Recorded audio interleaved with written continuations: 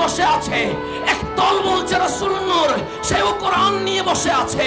আমি জিজ্ঞেস করলাম রাসূল জিন্দা না মরা? একদল বলছে রাসূল তো জিন্দা, শুধু জিন্দা তা নয়, রওজা মুবারক দেখে বৈরবের আশিক রাসূলদেরকে দেখতে পাচ্ছে। আমি বললাম দলিল কি? তখন কোরআন খুলে দিয়ে বলছে ওয়ালাল আখিরাতু খায়রুল লাকা মিনাল উলা। মুস্তাফা আঙ্গুল উঠেছে, চাঁদ টুকরো হয়ে গেছে, সূর্য হাত উঠেছে, ডুবা সূর্য উঠে গেছে, কদম উঠেছে, মেরাজ লামাকানে চলে গেছে। মাওলা বলে দুনিয়ার পাওয়ারের চেয়ে মাহবুব রওজার পাওয়ার কোটি গুণ বেড়ে গেছে। আর একদল বলছে রাসূল মরে গেছে। আমি বললাম দলিল কি? তিনিও বলেন কোরআনে আছে।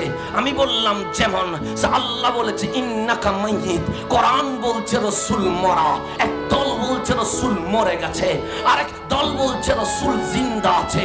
আমি বেরেলির কলন্দরকে জিজ্ঞেস করলাম আহমদ রেজা, মানুষ তো দুদল হয়ে গেছে, কোরআন নিয়ে কেউ বলছে রাসূল মরা, কেউ বলছে রাসূল জিন্দা, আপনার রিচার্জ কি বলে? তখন আলা হযরত বলতে লাগলেন তো জিন্দা হে আল্লাহ, তো জিন্দা হে আল্লাহ, মেরি চশমে আলম সে চুপ জানে ওয়ালে। না দেখাটা দোষ আমার ছিল, খোদার কসম আমার আকা তো জিন্দা রয়ে গেছে। আমি আরেকজনকে জিজ্ঞেস করলাম রাসূল কি জানে? তিনি বলেন জানে না, জানে না।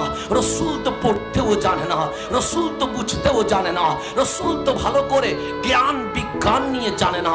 তাকে জিজ্ঞেস করলাম দলিল কি? যে কোরআন বলেছে আল্লাহ ছাড়া ইলমে গায়েব কেউ জানে না।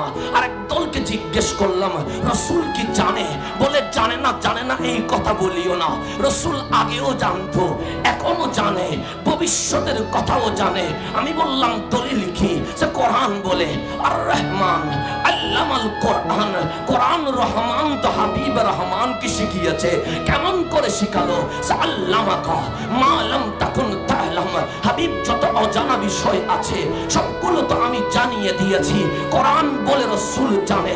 আমি বেরেলির কলন্দর ইমাম আহমদ রেজাকে জিজ্ঞেস করলাম রাসূল কি জানে? তখন আহমদ রেজা বলে মেরাজের দিকে তাকা, সবচেয়ে গায়েব হচ্ছে মালিক আল্লাহ। যেই মালিক আল্লাহকে কেউ দেখে নাই, সেই আল্লাহকে মেরাজে কাবা কাউসাইন আও আদনার মাধ্যমে মুস্তাফা দেখে ফেলেছে। বেরেলির কলন্দর কলম দিয়ে লিখতে লাগলেন এই মুসলমান, নবী জানে না এই কথা বলিও না। তো কি বলবো? আর কোই গায়েব কে হা